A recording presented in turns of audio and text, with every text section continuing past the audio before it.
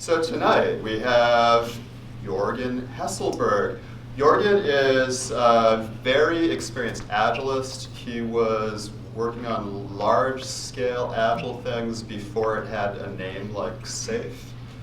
He's been doing this for a long, long time at a lot of big companies, and we're really lucky to have him here tonight, all the way from Norway.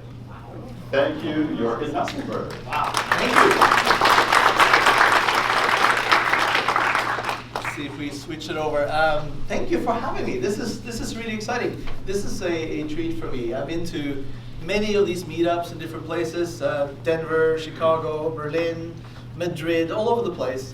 And it's really exciting to be here. I've heard lots of good things about this particular community, so this is really exciting. Is that my screen? Kinda. Let's see if I can switch it to this here. Actually, I guess we can't. So this is good. Maybe plug it in again. See if that. Oh, it's funny that we don't see the screen. Let's see here. Any engineers here?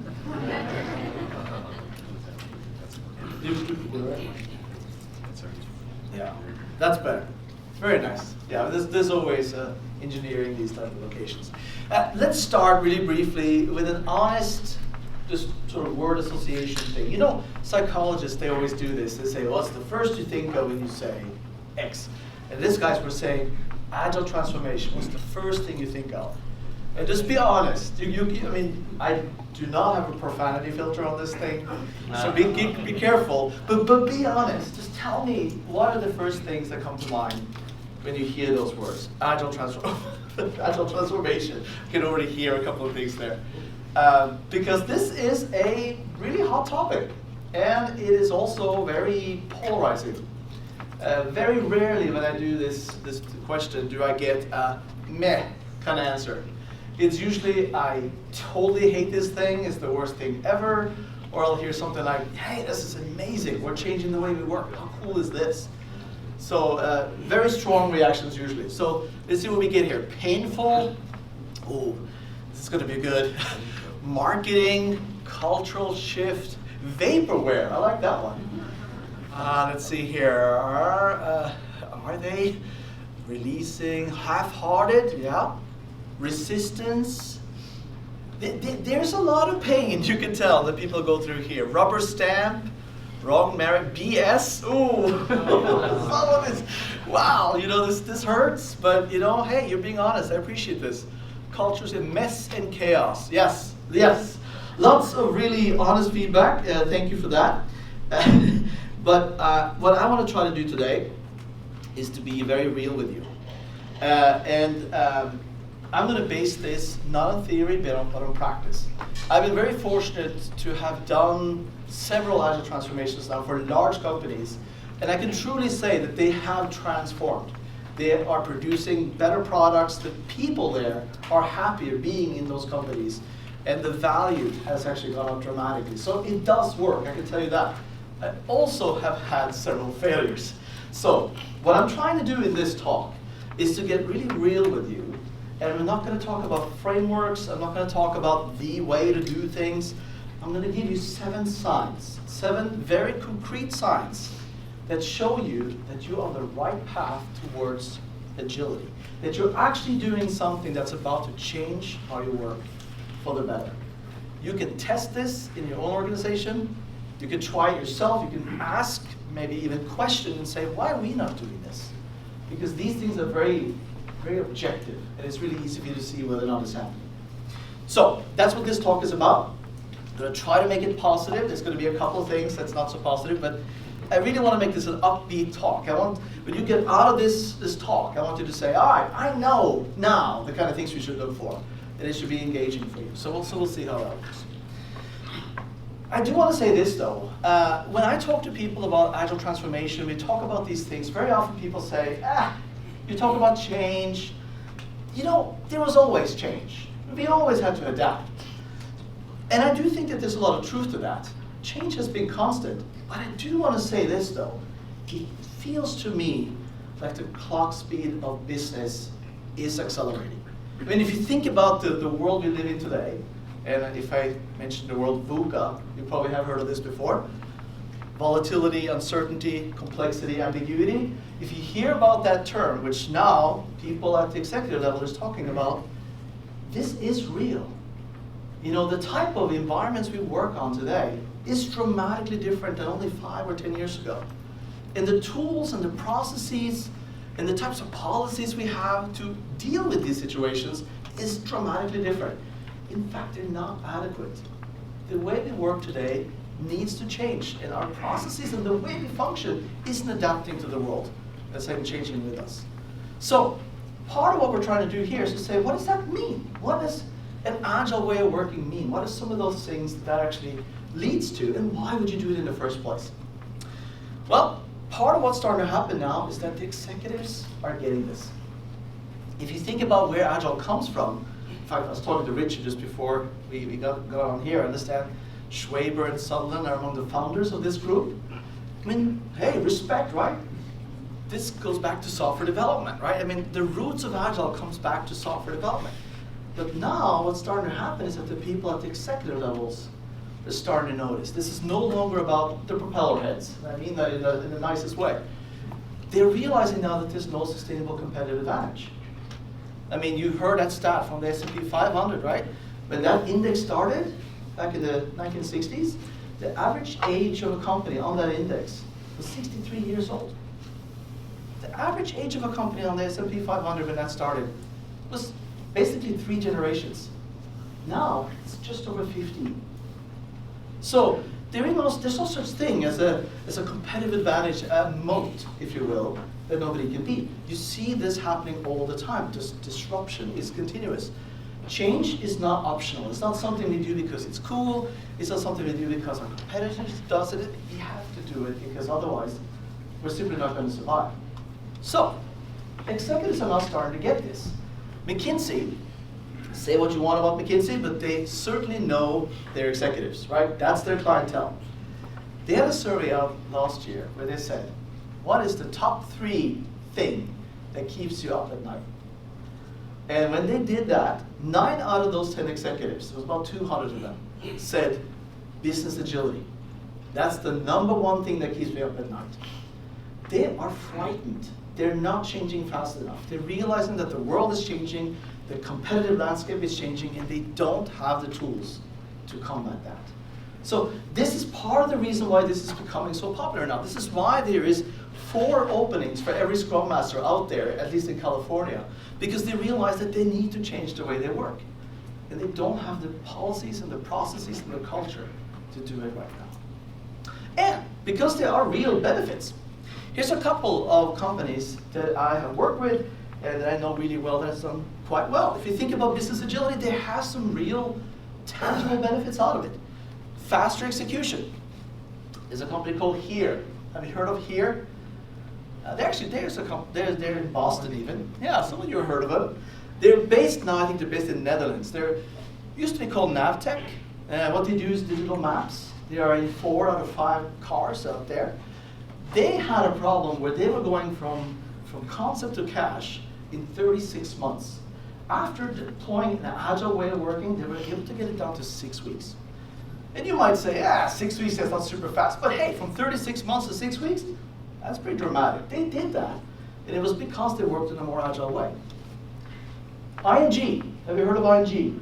It's a traditional company, right? Like a financial institution based in Brussels, Netherlands. In Belgium and in Netherlands, they have 2 sort of headquarters. What they did is they did a massive transformation focusing on customer focus. That was their main focus. What that did is that their customer retention went up by 30%. And that might not sound dramatic, but if you imagine how expensive it is to get new customers, if you can retain 30% more customers, that's bottom line right there. They did that because they did an agile transformation. You know this company, this is one of my favorites, Equinor. I bet you nobody's heard of them. Have you heard of Equinor? They used to be called Statoil, so you can imagine what they did or do. They like to call themselves an energy company now. But what they did and what they're doing is to go through a major transformation. And the stat that I'm going to give you now is one of those that's going to blow your mind. They're now projected to, in the next 2 years, make more profit than they did in the previous 17 years. I'll say that one more time. In the next 2 years, those guys at Equinor is projected to make the same as they did in the previous 17. And the reason they did that is because they did less of the crap and more of the stuff that actually mattered. They limited their organizational whip and went agile. It's an amazing stat. And they did that because they embraced business agility. And lastly, Nokia. I used to work there. They have gone through some rough times, let's be honest. But hey, they're still kicking. And one thing that they did was to focus on becoming more humane. I mean, imagine this. You're Nokia. Good brand, or at least used to be. Things are going kind of crappy. You're seeing Google, Facebook, all these fancy companies are taking your talent. What do? Well, what Nokia did is they said, we're going to be more humane. Let's focus not just on customer engagement, but employee engagement. And they did that. And they were able to retain their top performers, not going to Google and to Facebook and those kind of companies, and kept them at Nokia. That in itself, I think, is really huge. So these things work. We know that. But it's really hard to do. Why does it fail? Well, we can write books on it. I didn't write one. But there's a couple of things that keep coming up. And the first one, this one. Lack of executive commitment and support. Can I get an amen? Can I get a hell yeah? Hell yeah. This is the this is the first one. And honestly, if you don't have executive support, this is really hard to do at the, in fact, I would want to say it's impossible to do at agility level. You can be agile, or maybe you could do Scrum well or XP, but if we're talking agility, end-to-end agility, business agility, you can't do it without executive support. That's number one. Number two, believing we're done. This happens a lot, and it's sort of our fault, because part of the things we talk about, limiting WIP, reducing cycle time, reducing variability where it makes sense, doing these things actually create pretty quick value very quickly. And the problem with that is that people think, okay, we're agile now. We're done. There's no reason to keep investing in this. Look at us, in 3 months, we went from 6 weeks to 2 weeks. That's great. That's of course not the point of all of this, but we do get quick results. Just implementing Scrum into a waterfall process will actually make things better than what they were. Not saying it's agile, but it's better than what it was. Problem is, very often we think that's it, or at least our executives do. So be very careful about that one. I've been to many transformations where people will say, mission accomplished. In fact, I've been invited to speak at conversations saying, agile transformation is over. Congratulations, great job, everyone. I was like, can we not say that? But that happens very often. This is not a diet, it's a lifestyle. Failure to show meaningful progress. This is in the flip side of this. Part of what we have to realize is that we're not going agile because it's cool, because our competition is doing it, because it's the right thing to do. We do it because we're solving a problem. And we need to show results, and we need to track that towards that problem.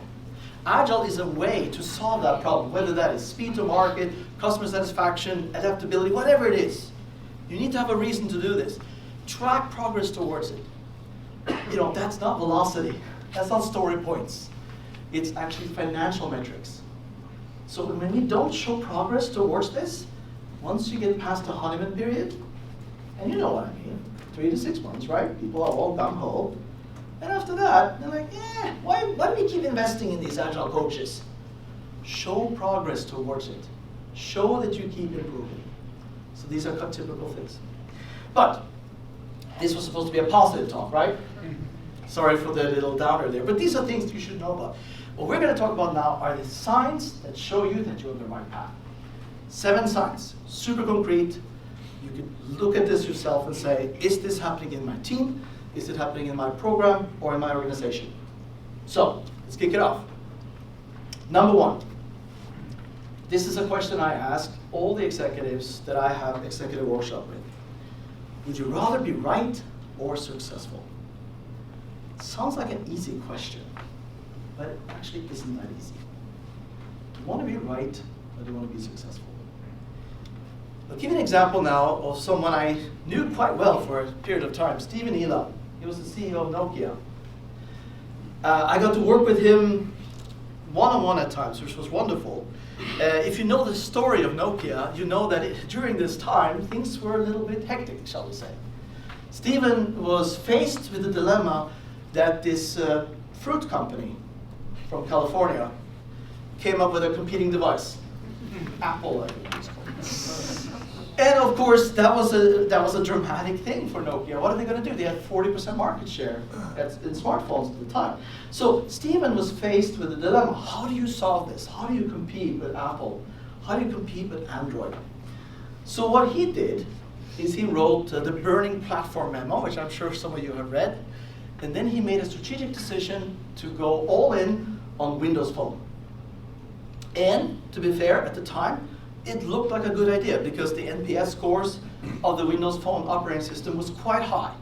I'm not sure if you ever had a Windows Phone. Wasn't that many people who did, but if you ever did, I mean, it's actually a pretty cool thing. They had these tiles that were updating. I mean, it looked pretty cool. The problem, of course, is that they didn't have apps. There was no Instagram. There was no Bank of America app. I mean, if you don't have the apps, an app store doesn't really matter. So, and phones, at least the way things were developing, weren't really that useful without the apps. So it was pretty tricky. Now, Nokia was quite agile. So what started happening is we got data back, empirical evidence saying that this isn't working. We got to change our strategy. And I was talking to Stephen about this, saying, hey man, you know, we're looking at our stats here, and other than 3 countries in Africa, where we're number 1, that's working. We're losing market share in Europe, we're losing market share in North America, we're losing market share in Asia. What do you say? You want to revisit this thing? Should we perhaps change, adapt? Nope, we're staying the course. Okay, we wait another quarter, the numbers kept coming back, kept looking pretty bad. But he kept asking the same question. He said, no, we're staying the course. And he kept staying the course until we went from 40% market share to 3% market share. And then ultimately Nokia was sold to Microsoft. Now, he wanted to be right. I mean, he had set a strategy that we are going Windows Phone, all in. And despite the evidence, despite the empirical data saying this is not working, he kept going that way. Now, there was a clause in his contract that said that he would get $25 million if he sold Nokia, so perhaps he was successful for himself. But for Nokia, this was not successful. He would not change. He had his strategy. He wanted to be right. Contrast this with Donna Potts-McKenzie. She was the head of HR at the time at Navtech.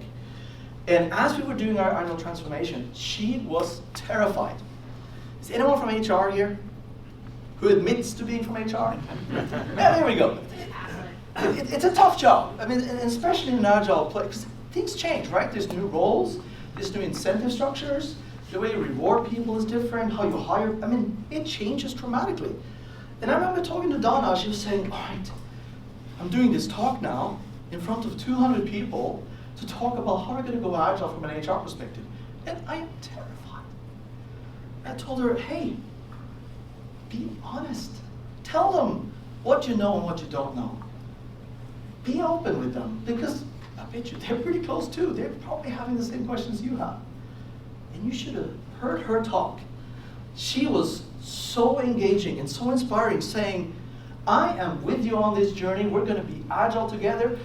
I can't tell you exactly how it's going to look, but I can promise you that I will learn, and I can promise you that we will do this together. And I tell you, all of those people who were there, who were still struggling with this, they were like, oh, I'm a Scrum Master now, what does that mean? Or I'm a product owner, that's very different. They felt that with her. And she was saying to herself, basically, I don't know what I'm doing yet, I'm going to figure it out. She wanted to be successful, not necessarily be right. That's the difference. So my point of all of this is to look at this in your leaders. Do they want to be right, Well, they want to be successful. Are they willing to admit that they're wrong? Are they willing to admit that they may not know? Because that is critical to becoming more agile. And that's about leadership. Number 2, distributing responsibility. And with responsibility, I'm not just talking about deliverables, I'm also talking about incentives. So, I worked with this company, I shouldn't say the name of it, but it was a big company. And they were divided into what's called sectors. They were essentially verticals. And I talked to one of the leaders of one of those sectors. Great guy, he got it. He was like, okay, Jorgen, I get it. I understand the idea of optimizing for the whole. I understand flow. I get what you're talking about. But you know what? You're asking me to give up 25% of my salary. And I was like, what? I didn't do that. No, that's what you're doing. Because what's happening right now is that I am paid to meet certain targets. And if I meet those targets at the end of the year, I get this bonus. And it's 25% of my salary.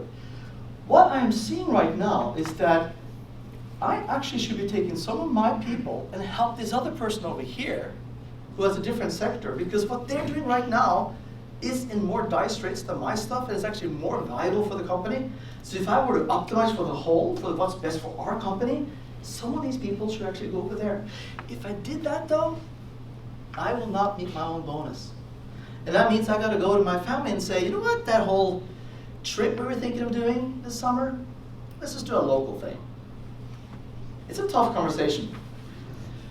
This is not unique. Look around your companies right now. Are your policies, in fact, encouraging you to optimize for the whole? Or are they, not on purpose, actually sub-optimizing by making it so that what's best for you might not be what's best for the company? This happens a lot. Look out for that. Good people are put in a position where they have to do bad things. That's number 2. This one's one of my favorites, aiming for good enough certainty. That's number 3. That's hard for a lot of us. We like to have control, right? I love this quote from Jeff Bezos. I don't know if you can hear this or see it there. It says, decisions should be made with about 70% of the information you wish you had. If you wait for 90%, you're too slow. It's a really valid point. What he's trying to say is that in environments of large complexity, large variability, large uncertainty, no amount of analysis in the world is going to get you to 100%.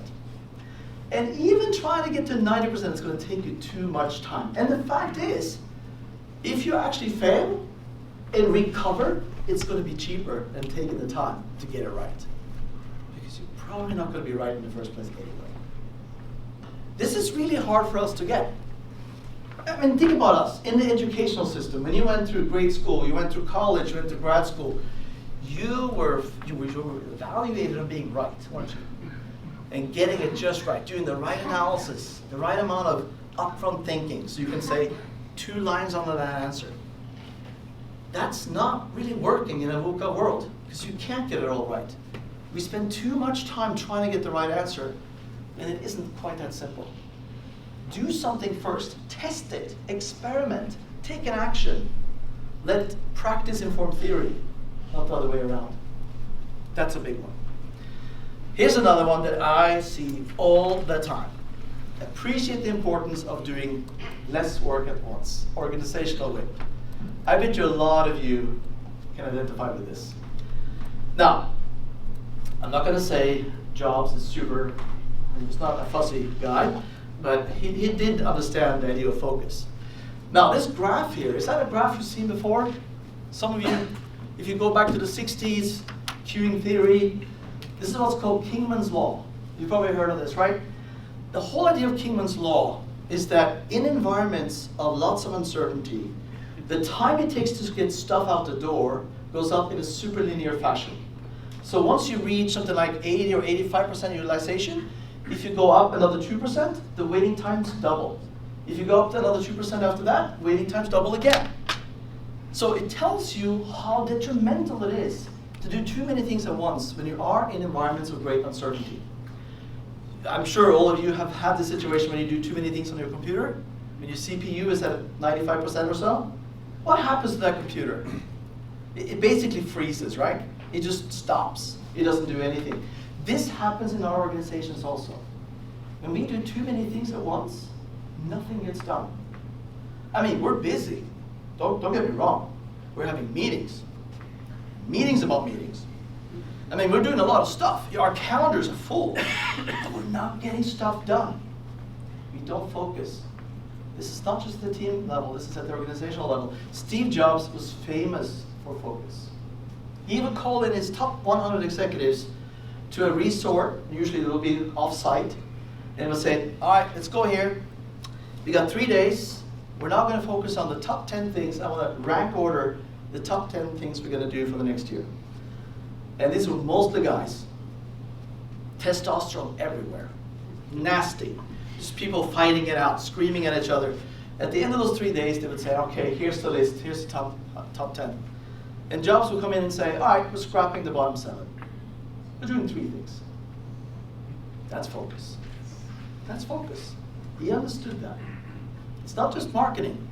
It's also about getting stuff out the door. When organizations focus, you get a lot more stuff done faster. And there's a cost of not doing that. That's called cost of delay. Have you heard of cost of delay? Some of you have.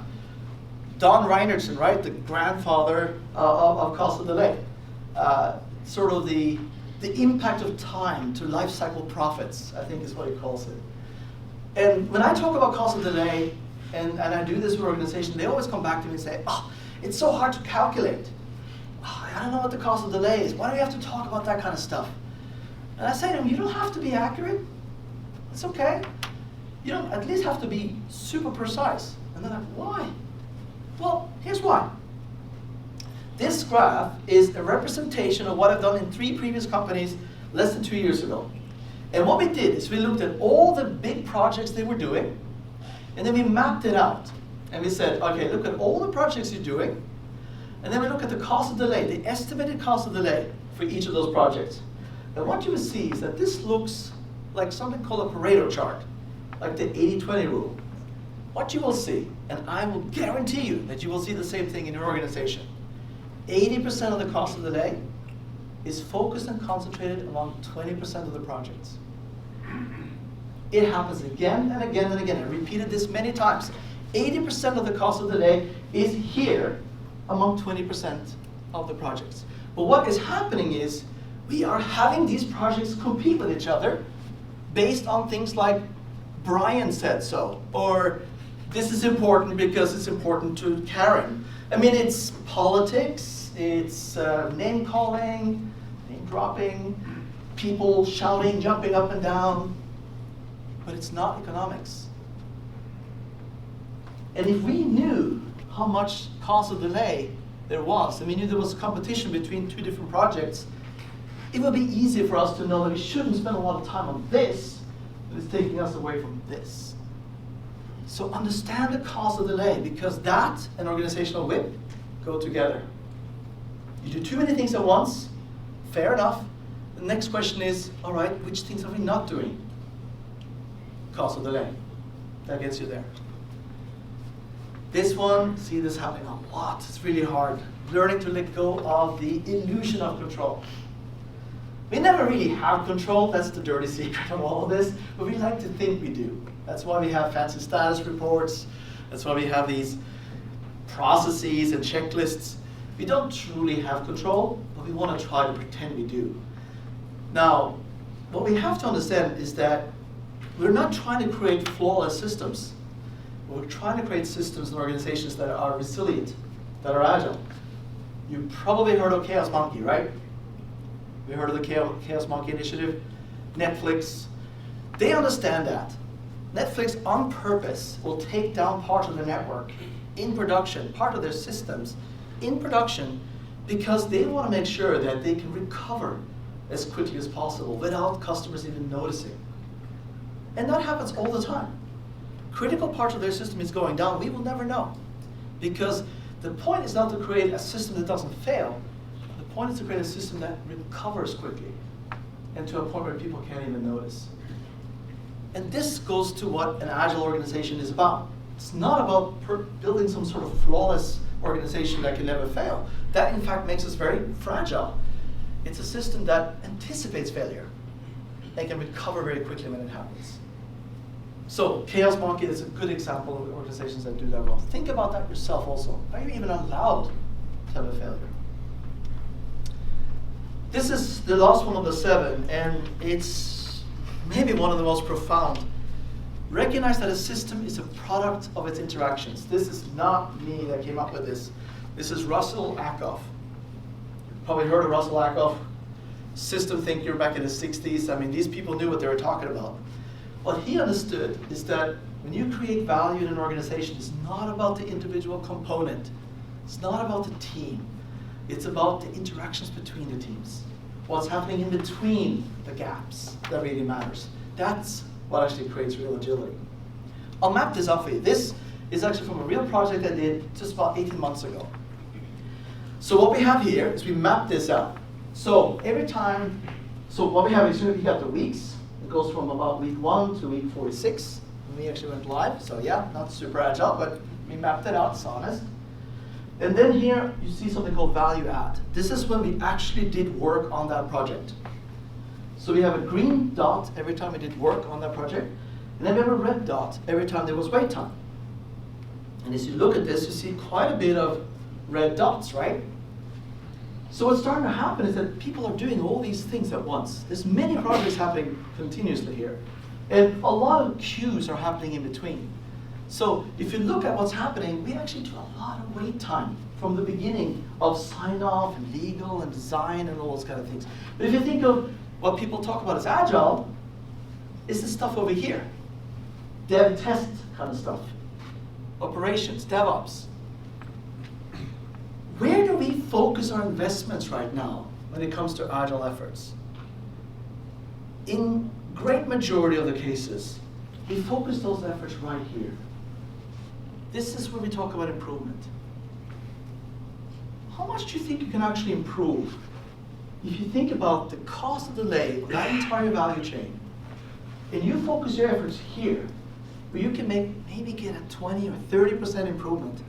If you talked about that end-to-end value chain, we're talking 7 or 8, 9x improvement. What we're not understanding is that the value from a system is the product of its interactions. It's the interactions between these systems, between these teams, between these departments. That is the product that we create. It's not what's happening in each individual team. We sub-optimize at the team level and not understanding that this is part of a much bigger whole. This is the biggest thing I see people miss out on very often. We are not thinking about the end-to-end value stream, which is what agility is all about. Instead, we're focusing on our individual teams. Let's get another Scrum Master. All right. Okay, that Scrum Master could probably get up a little bit there, yeah. But if you think about the cost of delay here, and the point that the first time we talked to the customer was in week 46. How agile is that? So we have to understand the bigger picture here. And this is one of those things that was talked about back in the 60s. We still haven't gotten it. And I hope now that executives are starting to get educated on this, understand that this is something that is much bigger than just a team and the program. What I think is starting to happen is that people understand that this is actually a multifaceted, holistic perspective that we have to have. We have to understand the technology. And when I talk about technology in this context, I talk about the tools, the methods, the techniques that help us do stuff faster. Like Scrum is a technology. XP is a technology. DevOps is a technology. I look at it like that. These are the things you can see. These are the things that are concrete. Very often, unfortunately, people stop there. They just implement Scrum or Safe or something like that, and they say, that's it. They forget about things like organizational design. How do we design our organization in terms of optimizing for flow? Remember that the previous slide we looked at? How are we organized so that we much, much quicker can deliver value from end to end? How about the physical workspace? Are we just doing open space and thinking that's it? How about focused work? How about context-aware workspaces, for instance? How about the people? What kind of people are we hiring? How do we create psychological safety for those people? How do we create environments where they can actually make mistakes and not be scared about speaking up? What about leadership? Leaders have a special responsibility to lead by example. If they are not the ones who can tell you that they're making mistakes, how can we expect our teams to do that? How can we honestly say, go ahead, be empowered, make mistakes, and leaders themselves are always doing the right thing, never messing up? You know, they gotta lead. That's part of this.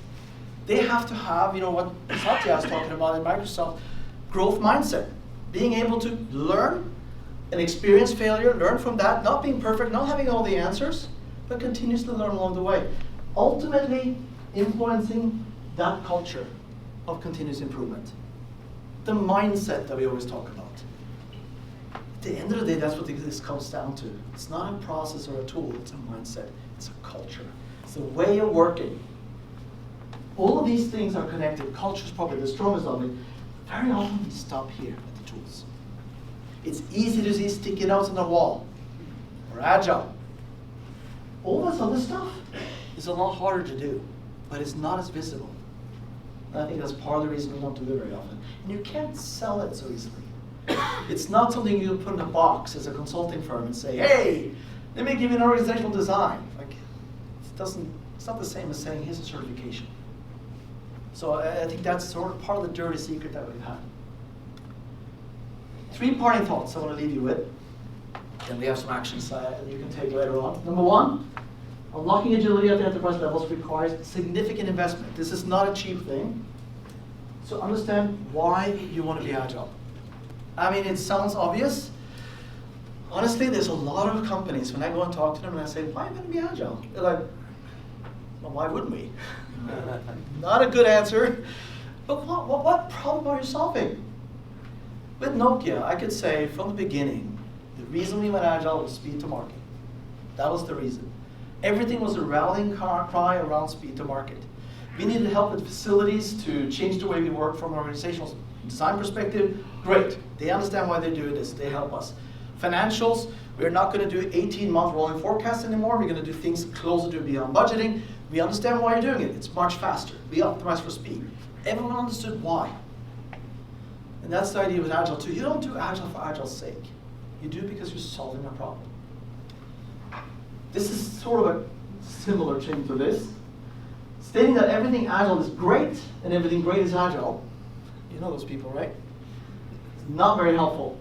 What you have to recognize is that the environment you're working is important. And what you're trying to do here is to make sure your operational strategy aligns with your business strategy. Think of it this way. What you do and the environment you're in matters. There are certain things where Agile is not the way to go. I don't think we talk about that enough. Very often we just think of Agile as a solution, and we keep looking for problems. If you are working on, say, creating these nice little gadgets, where the variability should be as little as possible, and where the unit cost should be as small as possible, an Agile way of working here might not be the best way to do things. But if you are in an environment with lots of uncertainty, if you're in an environment with lots of VUCA, or variability, Agile might indeed be a good way for you to work because it will help you much quicker react and adapt. But understand that. There are contexts where Agile isn't the best way to go. And don't just look at Agile as the only solution. I think that's really important. Last one, Agile is not something you become, it's something you become more of. It's a continuous journey. It's just, don't take that foot off the pedal. Don't think that you're done. Don't think that the framework is going to make you agile. Continuously improve the way you work. Be a little bit more agile today than you were yesterday. Improve by 1% every sprint. And those things accumulate and will make you an agile organization. When I went back to the organization that I coached back in 2011, 2012, I went back there 4 years later. It didn't look anything like the organization where I was there. And that's a good thing. They had evolved. They had changed. every single week they did something different. So I didn't recognize it. Not just because the people were different, the way they set up were different.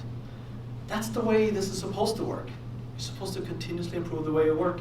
It's not something you become. It's something you become more of. That's agility. Here's some resources that I have found really helpful. There's many others, of course, but here's some of them. I want to point out Core Protocols is one of those. I did put my own book on there, which I know is incredibly bad form, but I gotta say, it's not bad. So that is there as well. Nassim Taleb, have you guys read Anti-Fragile? I mean, talk about blow your mind, right? I mean, that's phenomenal. Skin in the Game, another one. Clayton Christensen, rest his soul, right? He left us just last week, Competing Against Work, excellent. Against Luck, excellent book. Lots of other ones too, but these are some of those that I think are sort of like required reading. This one here, The Principles of Product Development Flow. I mean, Don Reinertsen, that book is like this thin, but it'll take you like 2 weeks of solid reading to get through it. It is dense, let me tell you. It's dense, but totally worth it. So definitely look at that. Here's 3 things you can do right now if you'd like to know more about this. ComparativeAgility.com. It is a Spotify of continuous improvement. Lots of cool surveys that are validated by data scientists. Take it, have your teams take it, validate and look at how you're doing. It can highlight some things that you probably aren't thinking about. Psychological safety is on there. Core Protocols with Richard Kasparovsky is on there. Check it out right now. Any question you have, send me an email. As you probably figured out by now, I'm a geek. This is what I do. I love this stuff. My wife is so sick of me talking about it. So if you guys want to talk about it, that's great. That'll save her from listening to me, and I love this stuff. And my book is out there too, if you want to read more about this. It's on Amazon and all those places, but there's also a site about it. So that's all I had. I do have some Q&A. Actually, in fact, there was a little survey I want to take too, if you don't mind. I'm curious, if I were to ask you this, because you just went through those 7 things, which of those 7 sides is the least likely to happen in your organization? Try to answer that one for me, because I am kind of curious. I've done this worldwide now, and there's a couple of things that always pop up, and I'm curious, if you're honest, if you look at your own organization, which of those 7 things is the least likely to happen? And remember, these are signs that you're on the right path. Okay, so a couple of things are coming up already. Organizational whip. You're ready to let go of control, yes. These are usual suspects. It's a horse race between those two, it looks like. It's really hard for us because we are taught from being very young that we gotta get the right answer. All right, look at this, distributing responsibility. Okay, and the incentive. This is where I think HR can make a huge difference. Our reward systems, the type of people that we hire. Also, let's be honest, the people we fire. I think very often if they are really destructive behavior, and if we let that go, and we kind of say that's okay, that actually says a lot. It's a really strong signal. Yeah, it looks like organizational win is winning. This, not as a spoiler alert, that's the one that typically wins. When I do this, organizations are just doing too much at once. It's sort of seductive because it kind of feels good to have your calendar full and say, I'm busy. It kind of feels good. I'm working. But you're not getting stuff done. That's the problem with this kind of stuff. So the more we can use things like cost of the day and other more financial metrics to show the impact of doing too many things, the more I think that can help us say no, or at least say not yet. Let's do this first. Awesome. Thank you for that. Then let me get over to questions. If you have any Q&A. Oh, and then there's a way we can hear people now, can't we?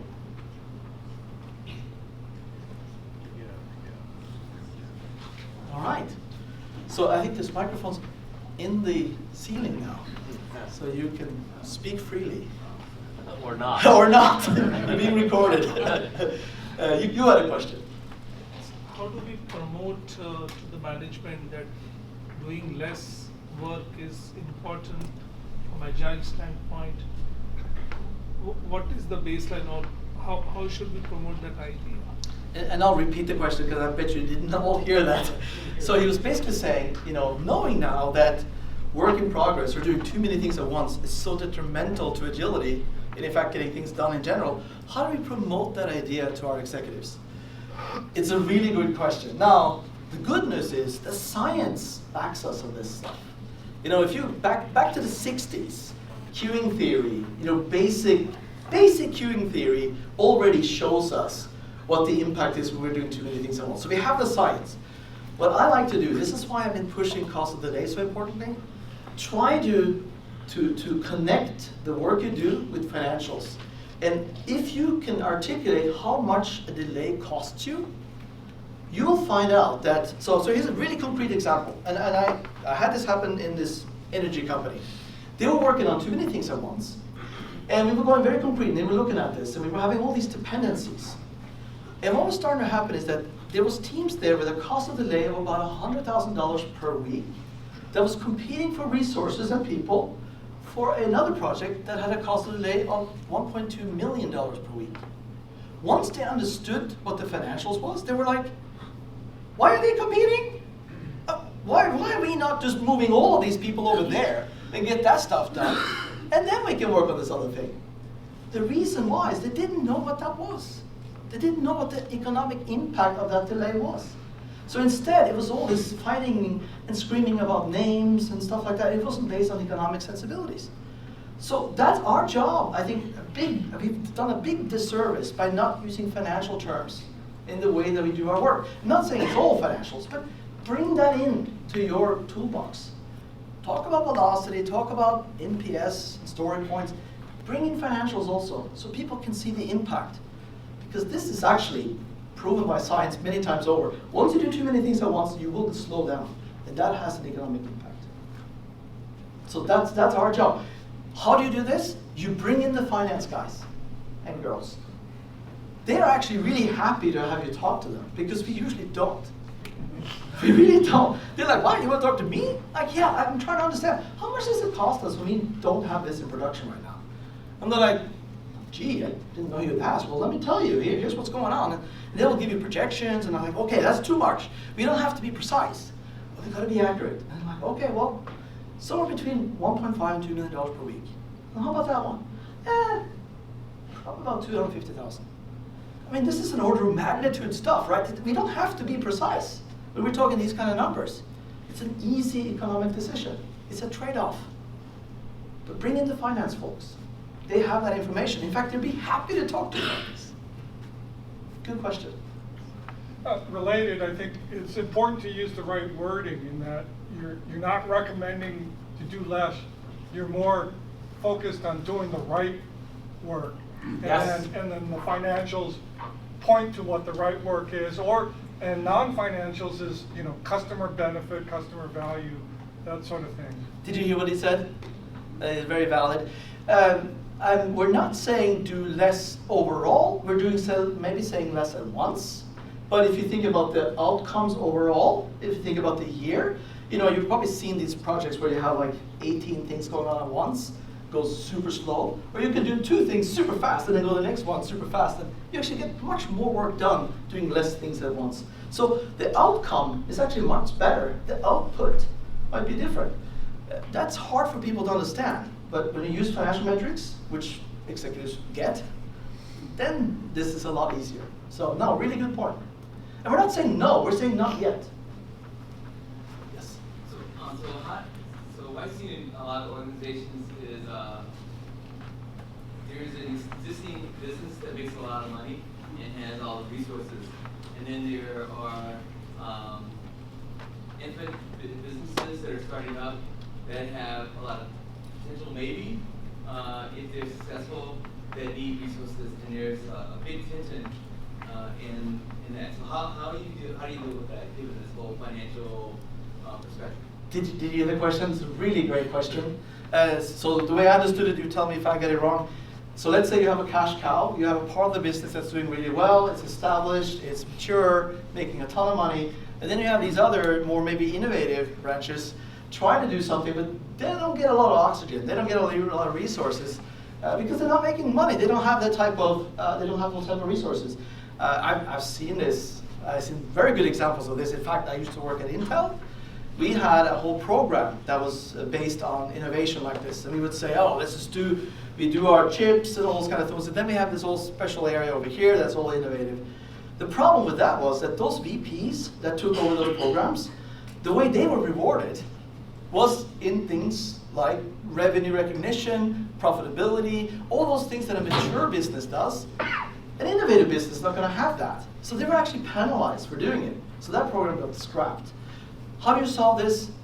This is basically what Clayton Christensen talks about in Innovators Dilemma. So this is not something I should take any credit for. There are many, many ways to solve it. But my experience has been, and this is going to be not the answer you're probably looking for, is that it doesn't work so well when you're truly doing something disruptive inside a company that already has a successful business. I recommend spinning it off, maybe partnering with another company, a disruptor that can take over part of it, or doing something that's kind of cool. You can maybe, for instance, partner with a co-working space, but use very different metrics.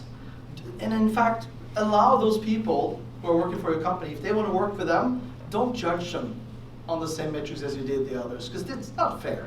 They simply cannot compete on that level. Don't have their compensation tied to profitability when you're doing innovation. So spin it off is probably the best. I know that doesn't sound great, but honestly, that's what I've seen work. Because the culture, the mothership, has a tendency to sort of swallow all that innovation and crush it, because it goes against the DNA of what they're actually doing right now. Yeah, please. So how does a company like Netflix or Amazon and early on Apple, Yeah. How are they able to How do they do? And that's the thing, like Amazon's a great example, because they actually do that quite well, because you know what? They are okay with cannibalizing their own business. That's very hard for a lot of companies to do. And that's why I use Jeff Bezos as an example there too. I mean, you can say a lot about Bezos, but he understands agility at a pretty deep level. A good friend of mine works at Amazon, and he worked for a product called the Fire Phone. Remember that one? Colossal failure, right? He's still working there, and he's kind of a hero. I mean, what happened with the Fire Phone is that a lot of the technology that came out of that ended up now being in the Echo. I think they're using that now for Alexa, a lot of the technology. So it was not failing there. It's not a bad thing. Cannibalizing yourself. One of the things that really impressed me was that, at Amazon early on, you can actually take your own books and you can sell them there, competing against their new books. And I was like, wow, that's pretty cool, because they're cannibalizing new book sales for older books that have lower profit margins. You're literally cannibalizing your book business. And they're okay with that, because they want to be that marketplace where everything gets sold. Whether it's new, old, doesn't matter. So you got to be open and ready for that. What it also means, though, is that the metrics that are being held accountable for are not the same metrics as in traditional companies. They're not going to say how profitable we are. That's not the point. They have a really long-term perspective. I think Bezos forever talked about, hey, if you're investing with us, don't expect profits every quarter. He was very open about this. I think and of course now they're a trillion-dollar company, but it wasn't always like that, right? A lot of people were saying, they haven't been profitable in many years. Can they do this? Yeah, they can. But it's not driven by those traditional metrics. So yeah, it certainly can be done. But then you have to have that culture where you're able to cannibalize yourself and not be punished for it. That's the problem we had at Intel. We were punishing people for doing those things. This is not being televised, is it? Good question. Yes? Yeah. That slide showing most of the wait time being in the planning, designing side of the there it is. And I know that most of the Scrum coaching and all of that is in fact where you have it as Agile efforts. How would you advise, like an Agile coach or somebody, or to a company, how would you focus your Agile efforts on that early part, where all those red dots are? I know how to do Agile development is well done, specified. How would you advise to do well Agile product definition, design, and all of that? Yes. In a nutshell. That's a big question. That's essentially how do you do business agility? That's essentially what you're asking. A lot of this has to do with education and awareness at the executive level. To be totally honest with you, I think our executives, and this I actually put that on us, not on them. We are using a language and a way of talking and a way of measuring ourselves that appeals to those people here. We don't have these conversations that has to do with agility. Our roots also, as we said initially, come from software development, right? That's where Agile comes from. If you look at all those 17 signatories and everything that came out of that, bless their hearts, but these were nerds. Total nerds. The people that we have to talk to here are HR, it's finance, it's marketing, it's sales. These are people that we haven't invited into our tribe.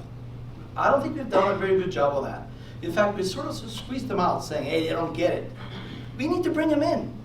In fact, Agile is becoming a thing. You know, we talked about this initially. They're understanding that our systems are broken. We need to change also. HR is one of those areas right now where you can see that they're thirsty for this. I talked to a lady, this is a couple weeks ago. She got a new job, and she was really excited. And she was saying, okay, I got a new job. It's a C-level job. That's okay. Great. What's your job? CTO. CTO. And you, HR? Yeah. Chief Transformation Officer. HR. Okay, that makes sense. They understood that for this to work, it has to be a people thing. Agility is a people thing. It's not a technology thing. Yes, it started there. But for us to be an Agile organization from end to end, it has to start and end with the people. HR should play a critical role in this. Right now, we've been sort of keeping them at arm's length. We need to bring them in, partner with them, learn their language. So, the kind of conversations we're having now, how our executives have come to these meetings. How our executives read some of our stuff. Maybe we can listen to some of their stuff. And we can talk together. Invite finance to talk about cost of the day. They will love you for it. Right? I mean, we haven't done that yet. That's sort of that next step of agility that is necessary to become end-to-end agile, not just at the team level. This is where the real benefit is. We have, I don't want to say we solved the problem, I wouldn't say that, but there's really good work that's been done here over the last 20 years. You know, I would still say that Kent Beck kind of figured it out. But we haven't done that in those areas above there. And that's where we can help. Our thinking can really help them and vice versa. We need to work together. Have lunch and learns. You know, go to conferences, HR conferences. The last mentee survey we took, the common number one answer was too much WIP. Yes. What's the common number two answer? It's actually letting go of control. Letting go of control. That's usually the number two. It's really hard for us as a company and as people to recognize that we don't know. And to say that loud and to be comfortable with it. That's kind of core to Agile anyway, I think, is that we have a level of uncertainty that we're actually comfortable with. We don't know, but we will find out.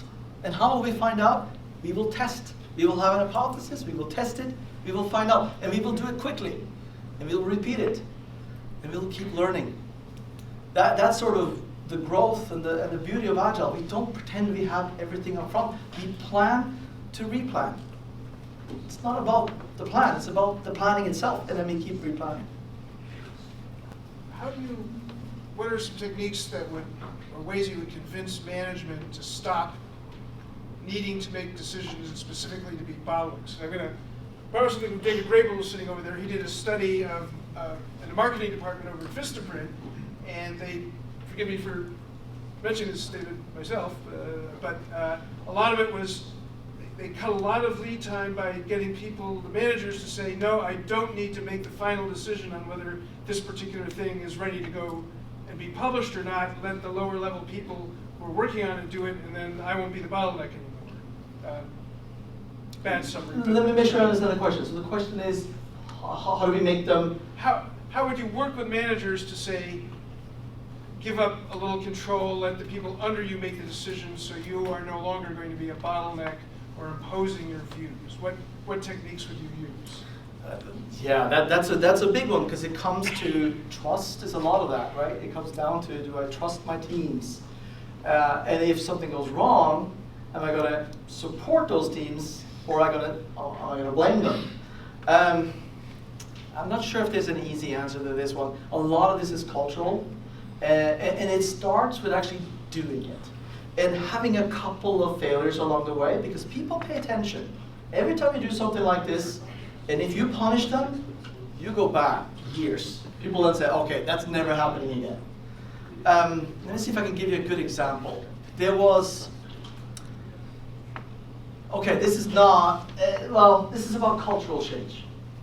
There was as we were going Agile at Navtech, part of what we were trying to do is change the roles of the managers, about actually giving up some control.